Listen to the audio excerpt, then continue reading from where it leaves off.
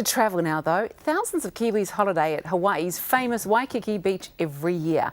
But House of Travel cruise and travel expert Anne Mallor wants us to broaden our horizons. Good morning and aloha. Aloha, Mel. So where do you think we should be setting our sights then?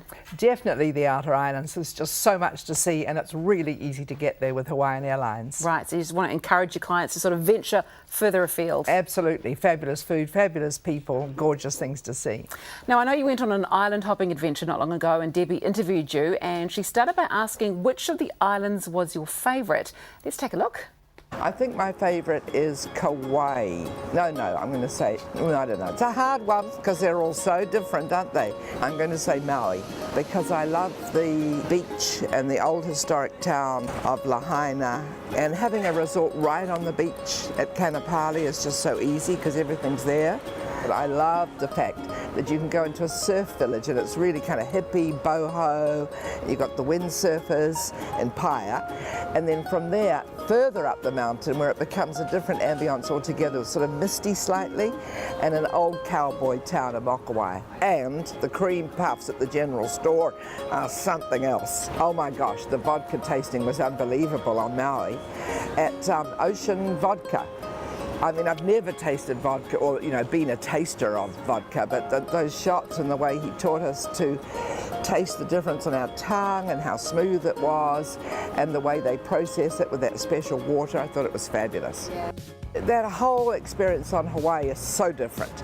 It's just built of massive volcanoes, so everything is lava flow and been built on top of it, and it's quite a weird, it's not what you think of as Hawaii, but what it does, it provides such dramatic shorelines with those black rocks. We went to the black sand beach and stood like, I don't know, 3 meters, not even that, from 2 of the most beautiful, huge turtles bathing on the sand. It was just incredible.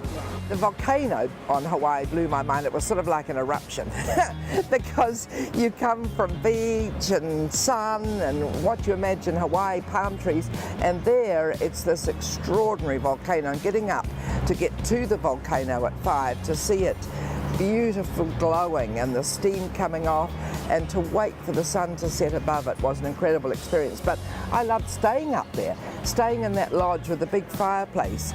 That was a real experience for me. I absolutely adored it.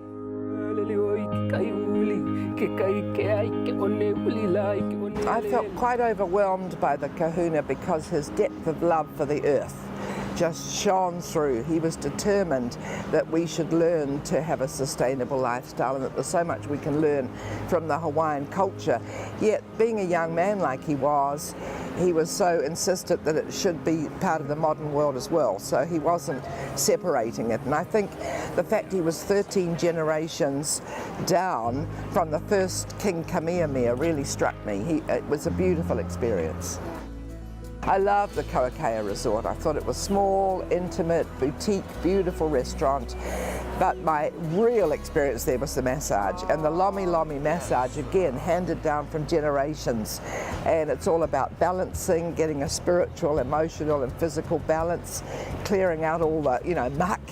And I think from traveling, it was the best experience because I felt realigned again and refreshed. It was beautiful. It was my first flight that wasn't in a plane and I felt really, it was amazing, just not only the view but the experience of being part of it. Going along those long lines of coffee and looking out to sea, but to see it from above was extraordinary, and to wear those amazing goggles, yeah, incredible. I was thinking canyon, whatever, everybody goes on about the canyons, but yeah, we drove up in the convertible, which was fantastic. Hood down, singing, music blaring, stopped the car, walked up a kind of rough little path, looked over the edge and went, wow. There is no word I can think of other than that to explain it. It was truly gorgeous. I love Chinatown. I've been to Honolulu so many times before but never made it to Chinatown, and it's huge. I don't know, it might be 8 blocks, but so much going on. to be able to go into an acupuncture place with the old man there with his white coat and his abacus, taking us into the back room where he's doing cupping. You know, I thought that was amazing. That and the smells, the market, the fresh food markets. I mean, you felt like you were in the middle of China.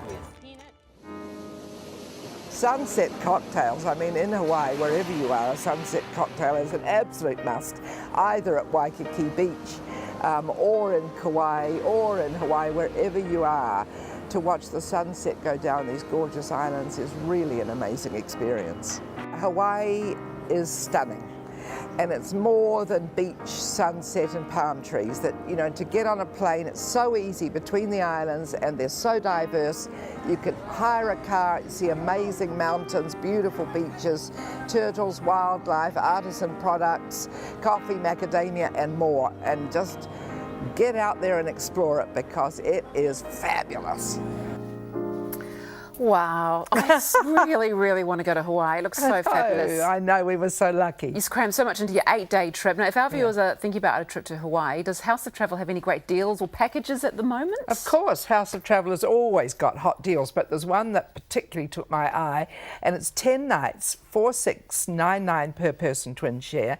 It's called Hawaii Radiance, because you actually fly to Vancouver a couple of nights, get on a cruise ship, of course, Mel, and cruise to Hawaii all around the islands, and then 2 nights in Waikiki, fly home with Hawaiian Airlines. It is perfect. 6th September. That sounds amazing. So good. A great travel advice, as always. Thank you so much for joining us today, Anne.